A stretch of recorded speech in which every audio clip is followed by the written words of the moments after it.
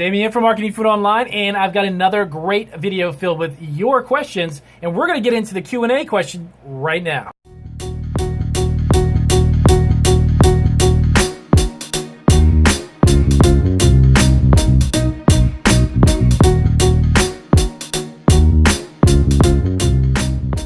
So welcome back. It is Damien, and this is Marketing Food Online. And this is YouTube's premier food entrepreneur channel. So if you want to start a food business, no matter what it is, creating a food product to get into the marketplace or maybe even online, we have over 550 plus videos to show you exactly how to do that. And we have a great video I got lined up for you right now. I'm looking down at my computer because I've got a ton of brand new questions from you guys, my subscribers, and I want to help you out as much as possible. So I love to do these videos because instead of actually just simply answering them one-on-one, as always, these videos are great for other people who may have the same question that you are looking for an answer to. So let's hop right to it. I'm here in the shipping department. You might hear my fan going in the back a little bit. Sorry about that. So I'm going to hop right into it and get into these questions. Now, of course, I may or may not use your name. Some of the names, I sincerely apologize. I may not be able to pronounce them correctly. So I just want to hop into the question itself instead of actually giving you guys out the names. So let's start with the first one. Do you think becoming an LLC would remove the need for insurance? Actually, that's a very interesting question. The answer would be no. I would highly not recommend that you create a food business by simply incorporating yourself, of course, as an LLC, but bypassing or not getting any type of product liability insurance. Because what happens if someone gets sick or gets ill, the LLC itself won't have the financial coverage that you would actually need when insurance comes into play and covers your product as far as a product liability. Traditionally, to be honest with you, when you're starting as a small food business, it's not very expensive to get product liability. It would cost you more to not have product liability insurance instead of actually getting it. To be honest with you, I'm always upfront on my videos about our business. We are an LLC. My insurance policy is kind of a standard food liability, but it runs about $500 a year, about $550, something like that yearly. So every month our premiums are about $40-something, $45, $46 off the top of my head, about $40 a month, and that coverage gets us a lot of coverage for our food products. And when you first start, just a basic food liability insurance policy is sufficient. Now, there's a few other actual add-ons that I'll let you know about. When you start to get a product into a retail store, the retail store will ask you to add them to your policy coverage, and that's a normal thing. That's a normal procedure.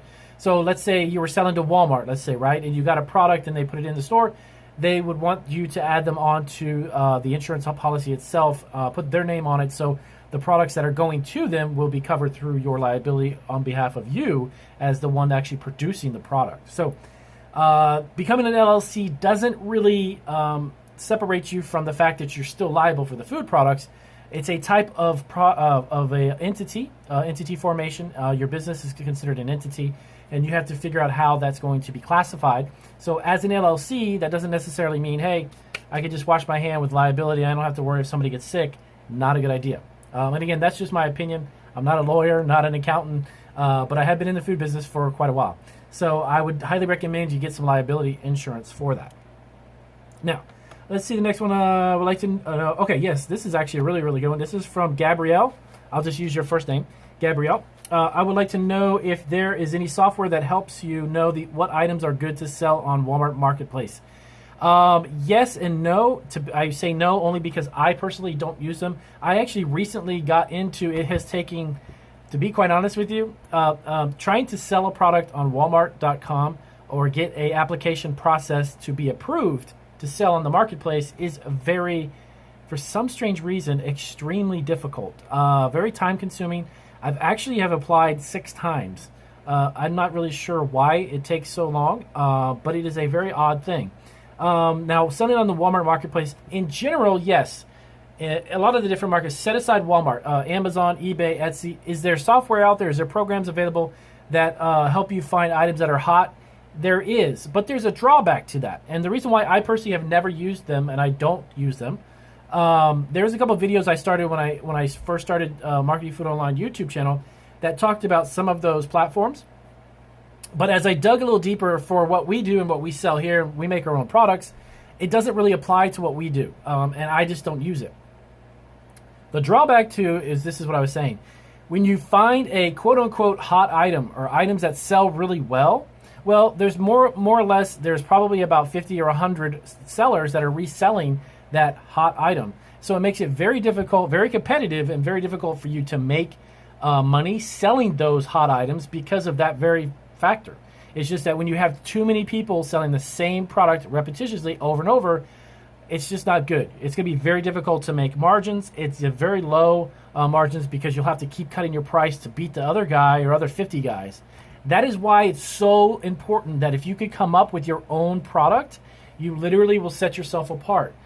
And I don't care what anybody else tells you, oh, that's baloney, that's not going to work. It's the truth. The products that we have here, I make over 400 different items. And I can tell you right now that if you came up with a hot sauce and it had a unique flavor profile, you had a really cool label, the packaging, the product, all of that stuff sets it apart. I don't care if there's 1,000 people selling hot sauces. They're not selling a hot sauce exactly like the one that you're making because you have a specific recipe. That in and of itself will distinguish you and set you apart and give you an advantage. If you turn around and you're selling, let me say this, Purell. Okay, this is not a food product. Hand sanitizer. If you were selling this in like a 12-pack or something, there's probably 1 million people selling the same thing.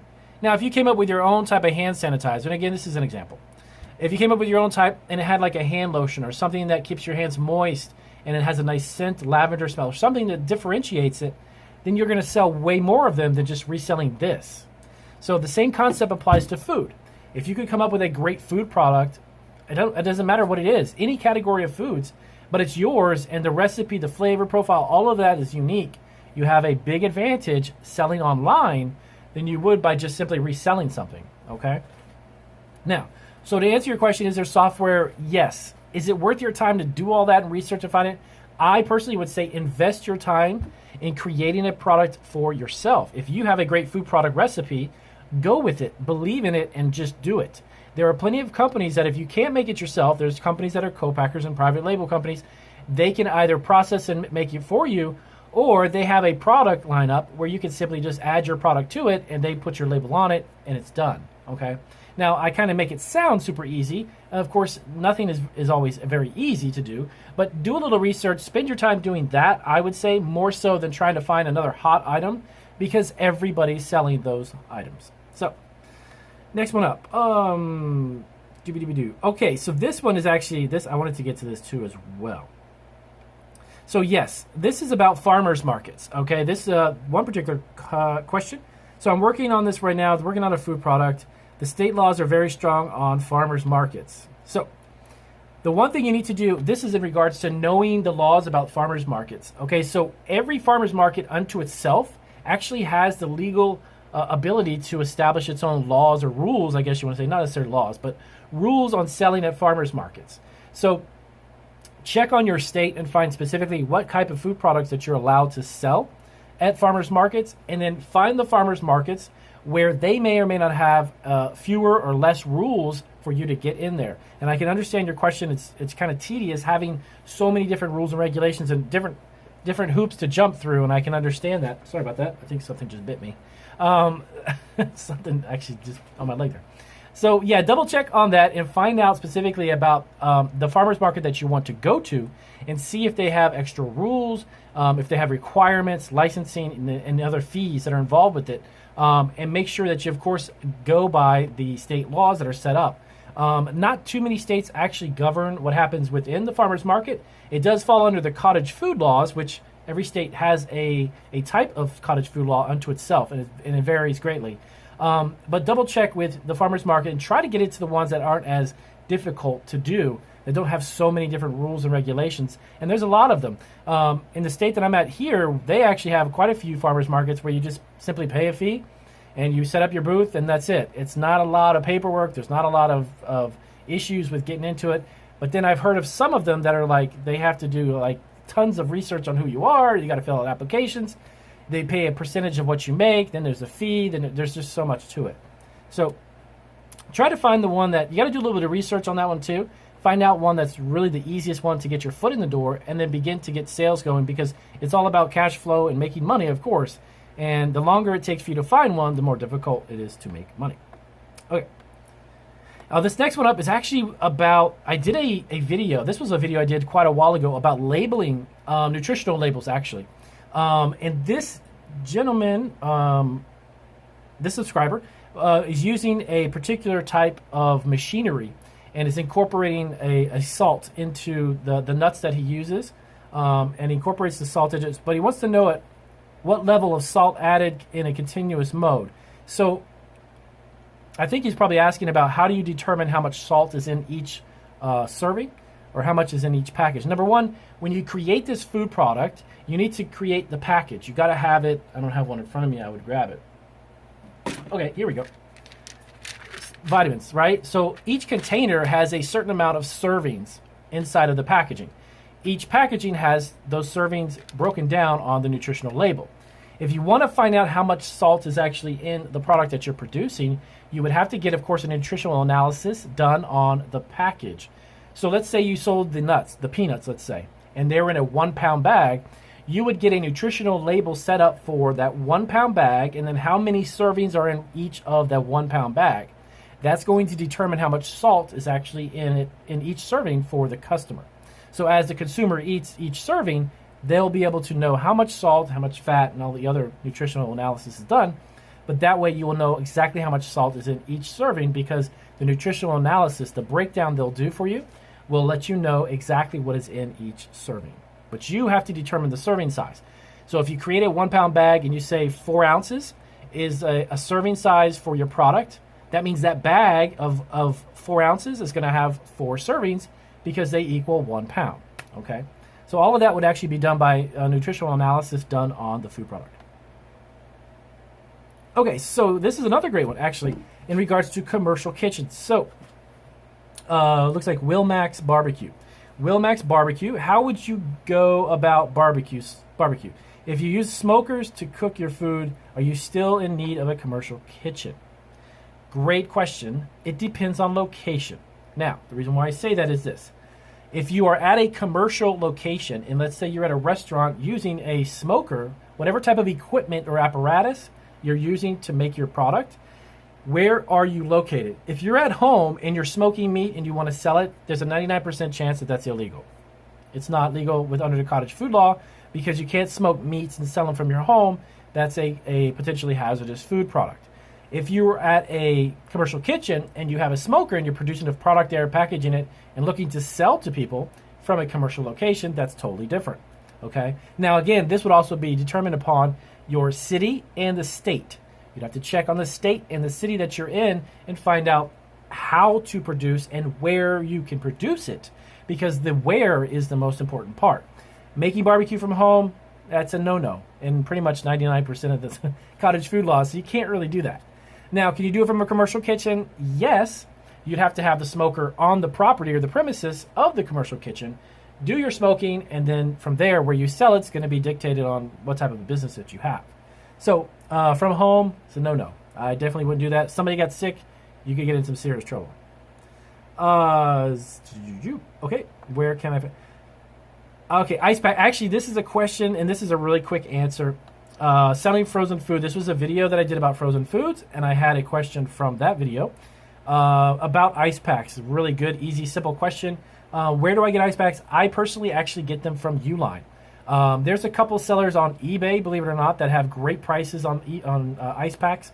But the biggest question is, how big of a pack do you need for the product you're shipping? That is something that a lot of people don't think about, but you need to find the right package size, because ice packs can come from 2 ounce, 4, 6, 8 ounce, up to a pound and even bigger. So you want to find out what is the ice pack that works best for your product, depending upon the transit time and then what type of a product it is. So find out those variables, but I go to uline.com, which is the letter U, literally line, uline.com, and then you can get them by the case pack. They're like 10, 15, 20 cents each, which is very cheap. There's on eBay as well. You can type in ice packs for shipping and check it out from there. Some of them are about 20 to 30 cents. But that is a great question, and believe it or not, these types of questions a lot of people don't want to ask because they may not be that interested in finding out, but they're definitely super important when you're shipping food. So, All right, so I've gone past the 14-minute mark. I'm going to go ahead and wrap it up. I've got a handful of questions on this video here. And as always, I'll give you about 20 seconds. You're going to see some videos pop up above me. If you're looking for more information on how to create your food product, check out these other videos around me. And I will see you guys on the next video. And as always, if this was helpful, please do give me a big thumbs up. And I'll see you on the next video. By the way, really quick, I'm going to put out a series of 5 videos on how to start a meal package business. My mind went blank there for a second. A prepared meals delivery service. And I'm going to show you guys how they do that and how you can actually do it yourself. And we'll see that on the next video. So take care.